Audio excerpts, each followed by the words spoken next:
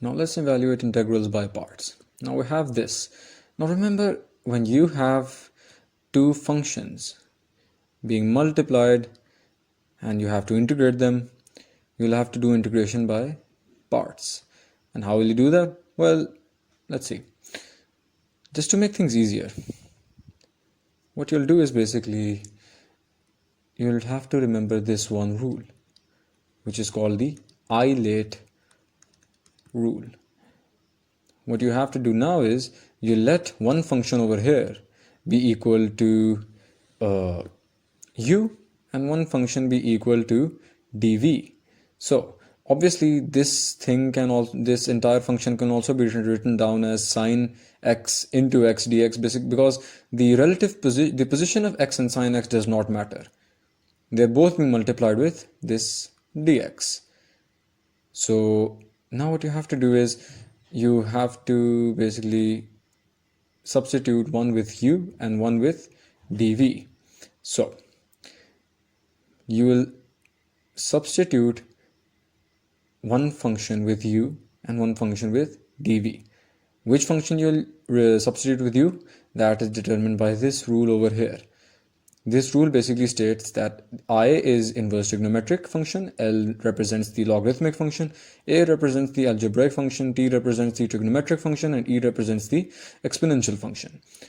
Since A here, the algebraic function has priority over the trigonometric function, that means that x will have priority over sine x in being substituted by u. So for example, over here x is equal to u, and sine x dx is equal to dv. So as you can see, x is the first function and sine x is the second function. So what you'll do now is to find the value. Basically what you have to do is if you have basically the integral of u dv, which is what we have here, x is u and dv is sine x dx, that will be basically equal to uv minus the integral of v du.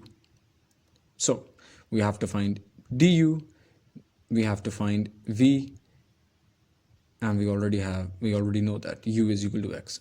So we have to find v and du. So to find du, you'll basically just differentiate this over here, and that will basically just tell you that du by dx is equal to 1.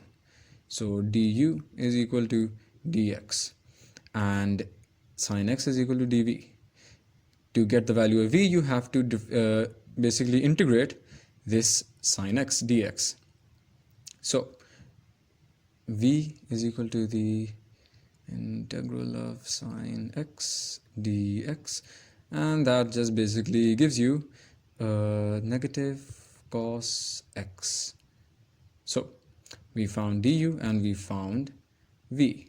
So now, as you can see, this thing over here, we found the value of u to be equal to x.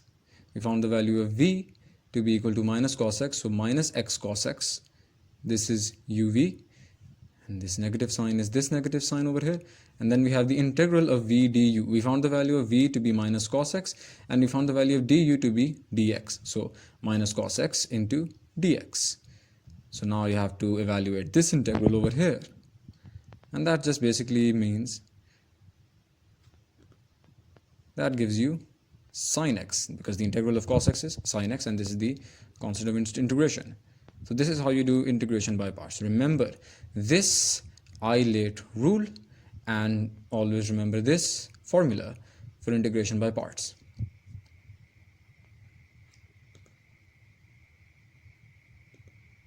Now you have this ln x dx.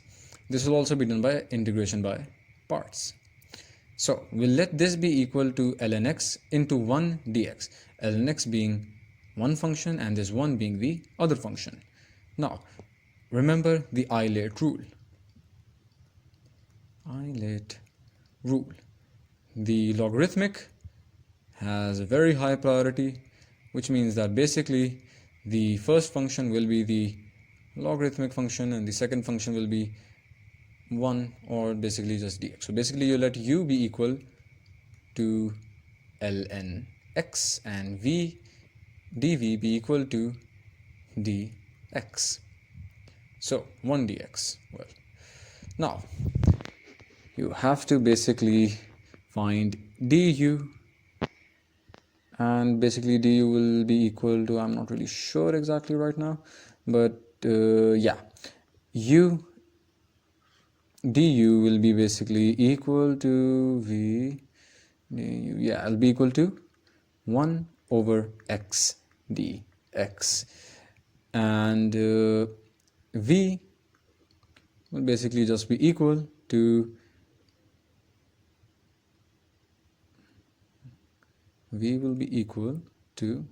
excuse me just a moment, it'll be equal to x, yeah, because we're basically let me just cut this out.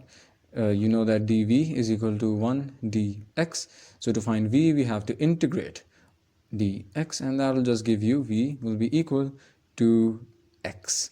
So now you remember the formula. The formula states that when you have the integration of two functions u dv, that will basically be equal to uv minus the integral of v du. U was equal to ln x, which is why we have this ln x over here, into v. We found the value of v to be equal to x, so we have this x over here, this negative sign, and so let me just encircle it so that we do not confuse it with an equal to sign. And the integral of v du, we found the value of v to be x, which is why we have the x over here, and we found the value of du to be equal to 1 by x dx, so we have this 1 by x dx.